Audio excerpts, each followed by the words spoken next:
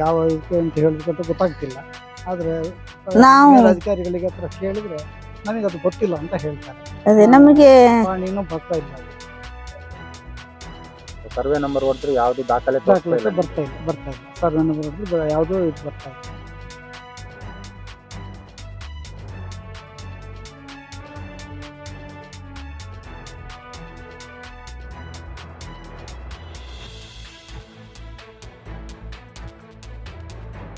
ಮಾವಿನಕೆರೆ ಗ್ರಾಮ ಕೊಂಡದ ಮನೆಯಲ್ಲಿ ನಾವು ವಾಸವಾಗಿದ್ದೀವಿ. ಭಾರಿ ವರ್ಷದಿಂದ ನಾವು ಇಲ್ಲೇ ಇದ್ದೀವಿ. ಹುಟ್ಟಿ ಬೆಳೆದಲ್ಲಂದ್ರೆ ಇಲ್ಲೇ ಇರೋದು. ಆದರೆ ನಮಗೆ ನಾವು ಸ್ವಲ್ಪ ಜಾಗ ಮಾಡ್ಕೊಂಡಿದ್ದೀವಿ. ಆ ಮಾಡ್ಕೊಂಡಿರೋ ಜಾಗನ ಫಾರೆಸ್ಟ್ನವ್ರು ಬಂದು ಕಾಫಿ ಗಿಡನೆಲ್ಲ ಕಡ್ದು ಹಾಕಿದ್ರು. ಆಮೇಲೆ ಹೋಗಿ ಕೇಳಿದರೆ ನಾವು ಅದು ಹಂಗೆ ಹಿಂಗೆ ಅಂತೆಲ್ಲ ಹೇಳಿದ್ರು. ಏನು ಮಾಡಬೇಕಂತ ನಮಗೆ ಗೊತ್ತಾಗ್ತಿಲ್ಲ. ಆಮೇಲೆ ಲಾಸ್ಟಿಗೆ ಮತ್ತೊಬ್ಬರು ಖಾಸಗಿ ವ್ಯಕ್ತಿಯೊಬ್ಬರು ಬಂದು ನಾನು ಮಾಡಿಕೊಡ್ತೀನಿ ಅಂತ ಹೇಳಿ ಮಾಡಿದರು. ಅದು ಮಾಡುವಾಗ ಏನಾಯಿತು, ಸಾಗುವಳಿ ಚೀಟಿ ಕೊಡ್ತೀನಿ ಅಂತ ಪಾಣಿ ಎಲ್ಲ ಸ್ಕೆಚ್ ಎಲ್ಲ ಮಾಡಿಕೊಟ್ಟಿದ್ದಾರೆ. ಸಾಗುವಳಿ ಚೀಟಿ ಕೊಡುವಾಗ ಈಗ ಅಧಿಕಾರಿಗಳ ಹತ್ರ ಹೋಗಿ ಕೇಳಿದರೆ ಅದು ಬೋಗಸ್ಸು ಅಂತ ಹೇಳ್ತಾ ಇದ್ದಾರೆ. ನಾವು ಭಾರಿ ವರ್ಷದಿಂದ ಇಲ್ಲೇ ಹುಟ್ಟಿ ಬೆಳೆದು ಇಲ್ಲೇ ಇರೋದು. ನಾವು ಏನು ಮಾಡಬೇಕು ಅಂತ ಗೊತ್ತಾಗ್ತಿಲ್ಲ. ಆದರೆ ನಾವೀಗ ಕಮ್ಯುನಿಸ್ಟ್ ಪಕ್ಷದವ್ರ ಹತ್ರ ಸೇರ್ಕೊಂಡು ಏನೋ ಒಂದು ಮಾಡಿಕೊಡಿ ಅಂತ ಹೇಳಿ ತೀರ್ಮಾನ ತಗೊಂಡು ಮಾಡ್ತಾ ಇದ್ದೀವಿ.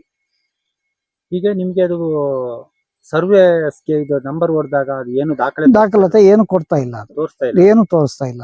ದಾಖಲಾತಿ ಏನು ಕೊಡ್ತಾ ಇಲ್ಲ. ಅಲ್ಲಿ ತಾಲೂಕು ಆಫೀಸಲ್ಲೂ ಇಲ್ಲ, ಇಲ್ಲಿ ನಾಡ ಕಚೇರಿಲೂ ಇಲ್ಲ. ತಹಸೀಲ್ದಾರ್ದೆಲ್ಲ ಸೈನ್ ಎಲ್ಲ ಇದೆಯಲ್ಲ, ಅದು ಹೇಗೆ ಮಾಡಿಕೊಟ್ರೆ ಗೊತ್ತಿಲ್ಲ ನಮಗೆ. ಅದು ನಮಗೆ ಏನು ಅಂದಾಜಿಲ್ಲ, ಅನುಭವ ಇಲ್ಲ. ನಾವು ಒಟ್ಟು ಹೇಳ್ತೀವಿ ಅಂತ ಹೇಳಿದ ಕೂಡಲೇ ದುಡ್ಡು ಎಷ್ಟು ಖರ್ಚಾಗುತ್ತೆ ಅಂತ ಹೇಳಿ ದುಡ್ಡು ಕೊಟ್ಟಿದ್ದೀವಿ. ಅದ್ರ ರೆಕಾರ್ಡ್ ಮಾತ್ರ ಈ ತರ ಬೋಗಸ್ ಮಾಡಿ ಹೇಳ್ತಾ ಇದ್ದಾರೆ. ತಾಲೂಕು ಆಫೀಸಲ್ಲಿ ಯಾವುದೂ ರೆಕಾರ್ಡ್ ಇಲ್ಲ ಅಂತ ಇದ್ದಾರೆ. ಈಗ ಕಳೆದ ವರ್ಷ ಅರಣ್ಯ ಇಲಾಖೆಯವರು ಬಂದು ಗಿಡ ಕಡಿದ್ರು ಅಂತ ಹೇಳಿ. ಹೌದು, ಗಿಡ ಕಡ್ದು ಹಾಕಿದ್ದಾರೆ. ಮೇಲೆ ಇದನ್ನು ನಿಮ್ಗೆ ಸಾಗುವಳಿ ಮಾಡ್ಕೊಡ್ತೀನಿ ಅಂತ ಸ್ಥಳೀಯವರು ಹೇಳಿದ್ರು. ಖಾಸಗಿ ವ್ಯಕ್ತಿಯವರು ಹೇಳಿದ್ರು ಮಾಡ್ಕೊಡ್ತೀನಿ ನಾನು ಅಂತ. ಮಾಡ್ಕೊಟ್ಟಿದ್ದಾರೆ. ಈಗ ಮಾಡಿಕೊಟ್ಟಿಲ್ಲ ಅಂತ ಹೇಳೋಗಿಲ್ಲ, ಮಾಡ್ಕೊಟ್ಟಿದ್ದಾರೆ. ಆದ್ರೆ ಡೂಪ್ಲಿಕೇಟ್ ಆಗಿದೆ. ಅದು ಎಷ್ಟು ತಗೊಂಡಿದ್ರಿ? ಏನಾದ್ರು ಅದಕ್ಕೆ 1 ಲಕ್ಷ ತಗೊಂಡಿದ್ದಾರೆ. 1 ಲಕ್ಷ ತಗೊಂಡಿದ್ದಾರೆ. ಈಗ ನೀವು ಮಾಡಿಕೊಟ್ಟವ್ರ ಹತ್ರ ಹೇಳಿದ್ರ ಈ ತರ ಇದೆ ಬೋಗಸ್ ಅಂತ ನಾವು ಹೇಳಿಲ್ಲ. ನಾವು ಮಾಡಿ ಏನು ಅಂತ ಕೇಳಿದ್ರೆ ಅದು ನಾವು ಈಗ ಮಾಡ್ಕೊಡೋಣ ಅಂತ ಹೇಳ್ತಾ ಇದ್ದಾರೆ. ಅದು ಏನು ಸುದ್ದಿ ಹೇಳ್ತೇನೆ, ಮಾತೇ ಆಡ್ತಾ ಇಲ್ಲ. ಈಗ ಹೋದ್ರೆ ಬಿಟ್ಟು ನಮಗೆ ನ್ಯಾಯ ಕೊಡಿಸಿ. ನಾವು ಬಡವರು, ನಮಗೆ ಏನೋ ತಿಳುವಳಿಕೆನೂ ಇಲ್ಲ. ಅದು ಅಲ್ಲದೆ ಗಿರಿಜನ ಬೇರೆ ನಾವು. ಆದ್ದರಿಂದ ನಮಗೆ ಆದಷ್ಟು ಬೇಗ ಇದರ ನ್ಯಾಯ ಕೊಡಿಸಿ.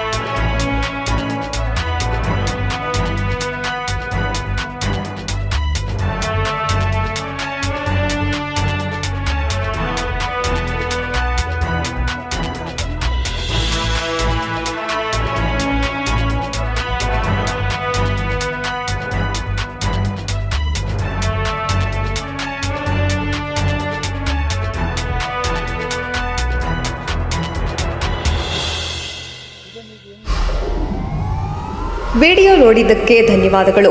ಮುಂದಿನ ವಿಡಿಯೋದಲ್ಲಿ ಸಿಗೋಣ. ಕ್ಷಣ ಕ್ಷಣದ ಸುದ್ದಿಗಾಗಿ ವೀಕ್ಷಿಸಿ ನ್ಯೂಸ್ ಕರ್ನಾಟಕ, ಸದಾ ನಿಮ್ಮ ಜೊತೆ.